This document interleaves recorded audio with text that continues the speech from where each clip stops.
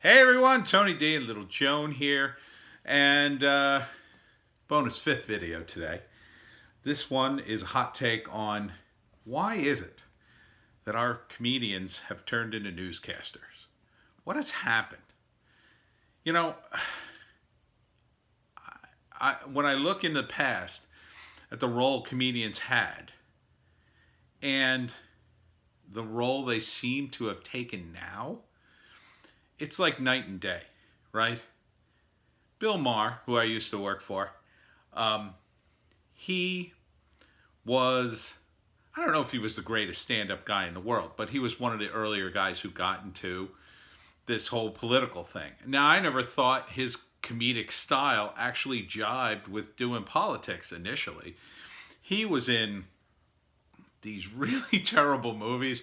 There's this one where he's like a pizza guy, and it's just a brutal movie. I mean, his movie career, he's never even attempted another movie except for what was it, religiousness, or whatever that movie was, which was really more of a documentary. It wasn't really him doing a narrative. And I mean, I kind of get it. That's where the money went.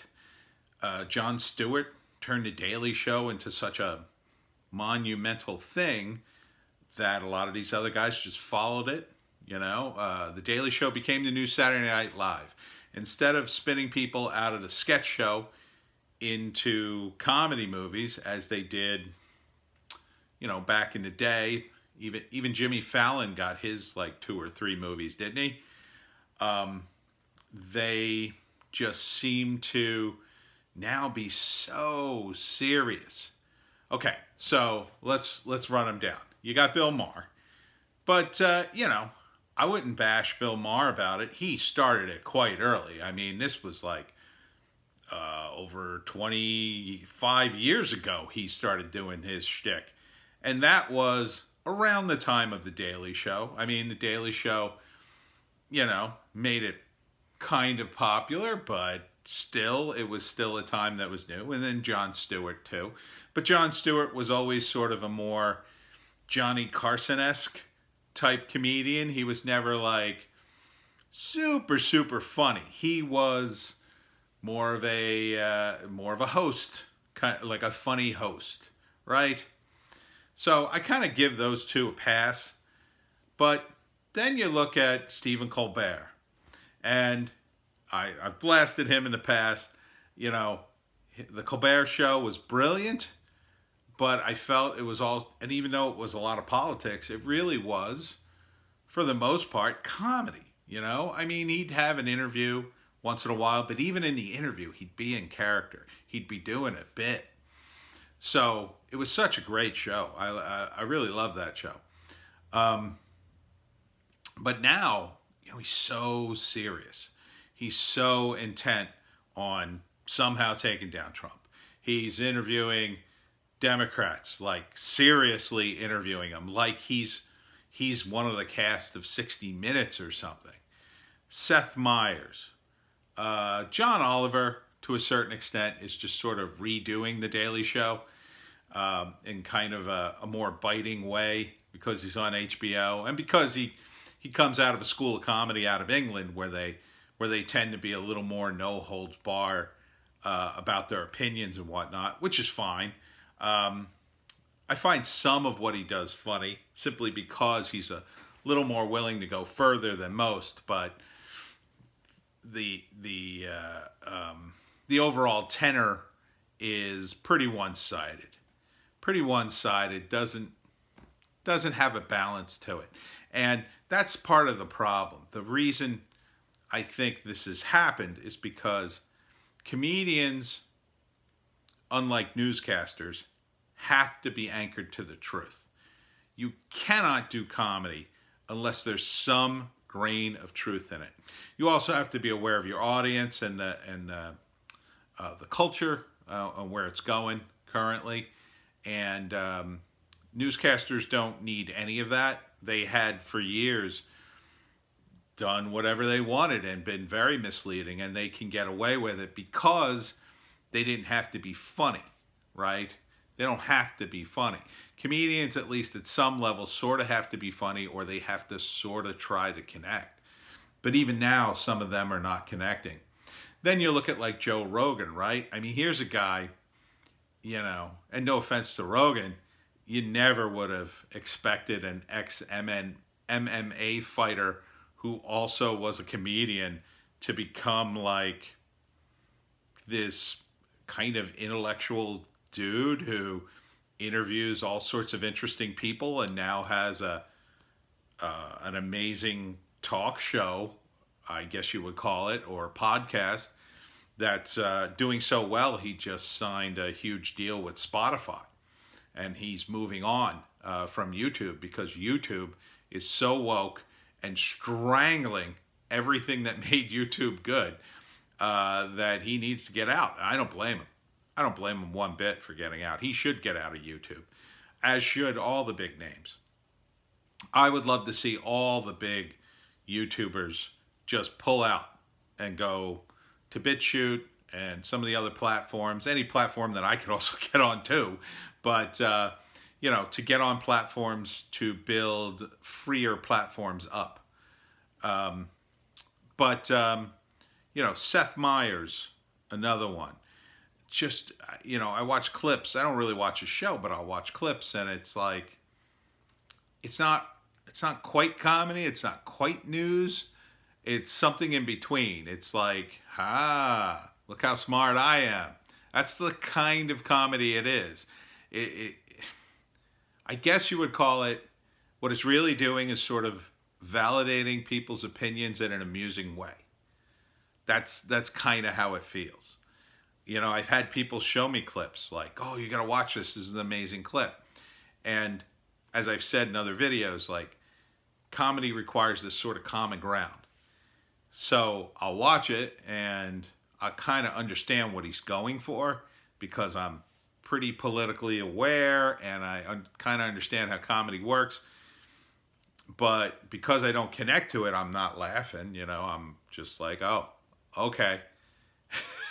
And they look at me like, well, wait a minute. This is like the funniest thing. Don't you get it? And I'm like, yeah, I get it. I see exactly what he's doing. It's like people who are still making jokes about Trump, after all this time. These tired jokes about Trump being,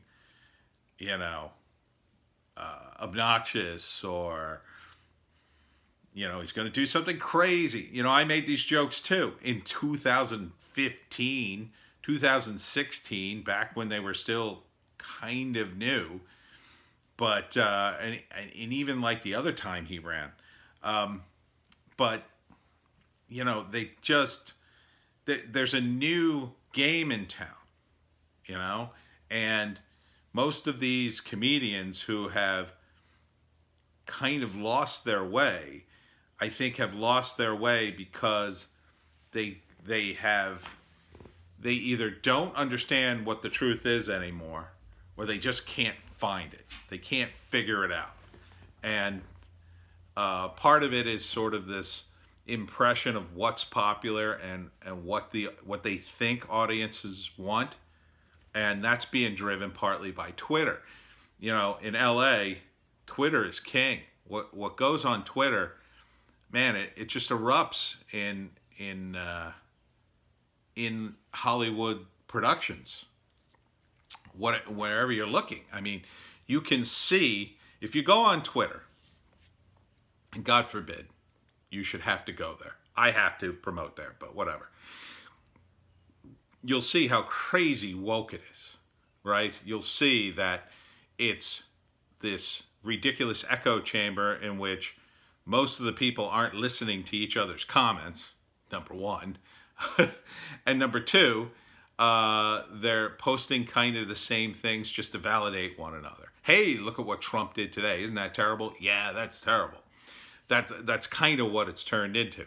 And also, too, like, the moment some narrative comes across that validates their opinions, either about Trump or about the right or about, people that get demonized by the anti-Trumpers, let's say, boom, they're on it. They're on it, and they're retweeting it too, and they're saying see, and they're virtue signaling hard, and it's half that they believe it and are appalled, but it's also half look at me and look how good I am. Aren't I a good little soldier in this fight, the resistance against Trump? Aren't I good? Acknowledge me, validate me, give me followers. So that and there's this way to argue on the internet that has been grossly unfair, and it started in internet chat forums, right? So in a forum, you'd be going back and forth with someone, and it's still true on Reddit and a few other places. You'd go back and forth in an argument, and then at some point, either you'd catch the other person in a mistake or something where they're clearly wrong, and they'd throw up their hands and go, "Oh no, dude, I was just kidding. This conversation doesn't mean anything to me anyway." And that's kind of how I feel why comedians have turned into newscasters. It's sort of like they're the last guys who can kind of put up this narrative. Right now, it's on the left, but it happened on the right as television was new and the 60s came in, and they were making fun of progressives and their new crazy ways that weren't traditional. They weren't becoming newsy, but they were making fun of them in their way, which didn't connect with young people. It's like when Steve Allen, and this is like an old bit I saw once, Steve Allen, who was I think he was the original host of The Tonight Show, he had another comedy show and he read the lyrics of, I think, a Rolling Stones song. And the audience just was laughing and laughing because, he was reading them like Steve Allen reading, here are the lyrics. And so that was kind of the bit, reading Jagger's lyrics like straight as an arrow. And people thought they were funny because they were so ridiculous and silly, sounding from a guy who clearly wasn't a hippie, let's say. And, so even then, that battle between, I guess, left and right was sort of there, but the right kind of didn't descend into madness. They didn't descend into, well, now we have to report the news because nobody else is doing it. They basically just gave up. They kind of just got squeezed out of everything that was in communications to a large extent. They always sort of hovered in the background because there was this idea that even though there was a lot of progressive people moving into media and they were struggling to get out their progressive talking points and whatnot, and I'm not saying it was that political back then, but there was a lot of stuff going on. There was still always this underpinning that even the hippies had traditional upbringing, so they understood what traditional values were, even though they were changing the rules of the game for themselves. They still understood what the foundation was to change from. But now you've got these people who are so far adrift of traditional values, I don't think they understand what they stand for. I don't think they understand for anything. They're just kind of lost. And so you've got these comedians who are struggling to connect with their audience, and the only way they can connect is to do what their audience does on Twitter, which is complain about everything. And, progressives had a sense of humor, but that sense of humor was mostly centered around shocking the straights, shocking these normal traditional people. Jesus was a hippie. What? That kind of stuff. But now that's all old hat. All that comedy, all that, whatever progressive change needed to happen has already happened. So that kind of stuff doesn't fly anymore. It's not funny. It's not it's not daring to challenge the straights, you know? It's not daring to go up to Mike Pence and, wear something really gay and blow kisses at him.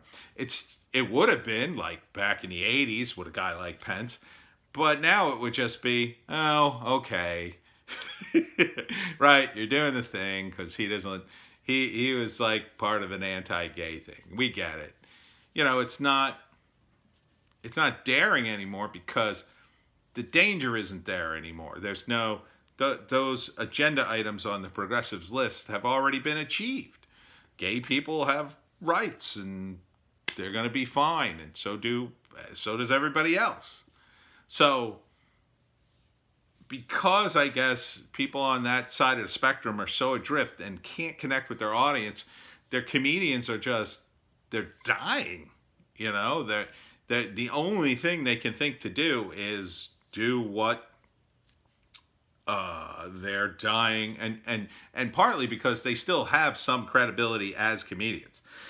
The news organizations have lost all their credibility because they took this sort of chance that they were able to manipulate the narrative for so long without question, without getting caught.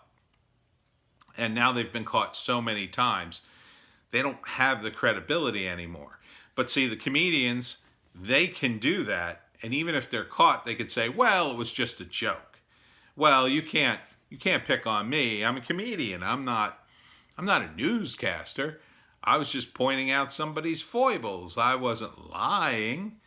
So, even when you have John Oliver, who, in my view, he'll skew an issue for a bit, a political issue, just to make his bit funnier.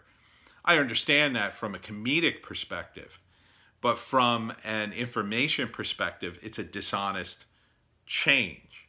And if these comedians are attempting to be the newscasters of today, and they seem more and more like news guys, then they have to be honest. They have to be. Not just for their comedy, but for the sake of their news, which they claim not to be reporting, but actually are.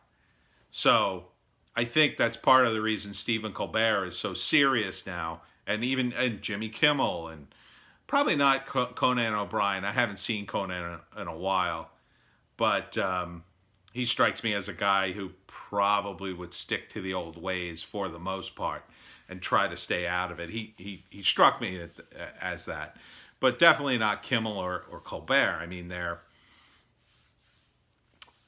even though they try to do some strictly comedy bits, a lot of them fall flat now because they're kind of tone deaf. And after I saw that the creator of the New Warriors was a writer on the Stephen Colbert Show, man, it really put it in perspective. Because at first I thought, wow, Colbert he's lost it.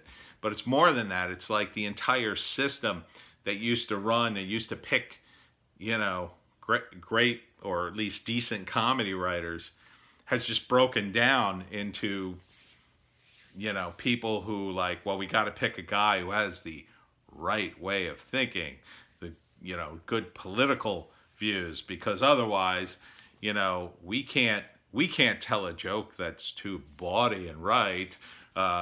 Twitter will have a field day with us, and then they'll put it on YouTube, and then they'll cancel us.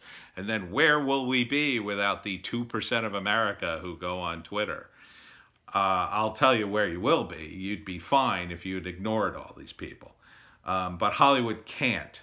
They're loud, and they're a loud and vocal minority who continue to have too much undue influence. But eventually, it's going away, because even Twitter will either collapse under its own censorious, mechanisms, or Twitter itself will say, wind's blowing the other way. We'll make more money helping the conservatives. F the right. Or F the left. And then where are you going to be? You would have, people on the left would have set up all this, censorship that they supported And then when it turns on them, as it will inevitably do so, when people on the right, with their millions and billions of dollars, buy up these internet places or break them up or turn them into subsidiaries or something else, or just going to make more money appealing to more conservative views, it's all over. It's all over. The wind will blow the other way. And then hopefully you'll see, I don't know, some of these comedians change or retire. Maybe they'll have to retire. Maybe the next generation will have to come in because, man, these guys have just turned into shadows of their former selves. I'm not a huge fan of Jimmy Fallon. He's done a couple of funny bits maybe, but, he was always considered kind of the least funny of the late night hosts, but really he's kind of the least political now. And for the most part, he's so, he just laughs at everything, but, he's tried to be pretty non-political for the most part, I think. I don't really watch his show. So, maybe that's part of the reason, like, he still has some amount of comedy on his show, whereas like Saturday Night Live has just become so preachy and weird, and it's like reenactments of the news now, only through the lens of people who are on the left, like who desperately want Trump to leave office. If only this one woke sketch gets through to America and changes some votes, we'll all be happy, right? Never mind that everybody's kind of half laughing like, So, I don't know. Comedy needs to come back, and it needs to get out of news. Maybe there should be a political moratorium for a few years, and all the late night hosts should be forced to go back on the road for a couple of years and get their comedy chops back and, endure angry fans heckling them. I don't know. Just a thought.